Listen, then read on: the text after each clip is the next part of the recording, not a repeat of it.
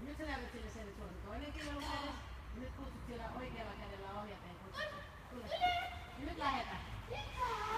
Vau, hyvin tuli ohjauselle lähtenyt. Isoissa se niinku päätti, että vetää 100 lasissa.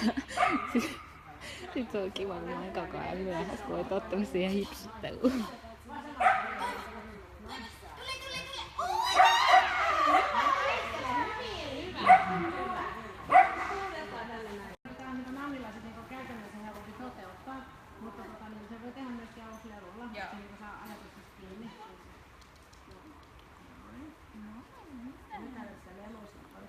Tässä on just hyvä ehkä se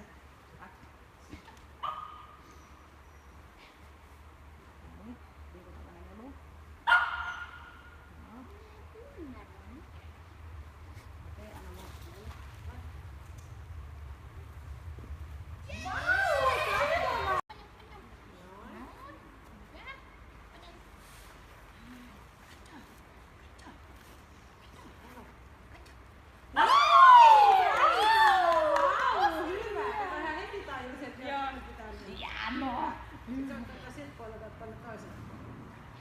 Ja aina kun joku asia onnistuu, niin se tehdään 2-3 kertaa ja sitten ruvetaan aina vaikeuttamaan. Että ei jäädä niinku hinkkaamaan siihen mukavuusalueen. Tää on tosi siistiä.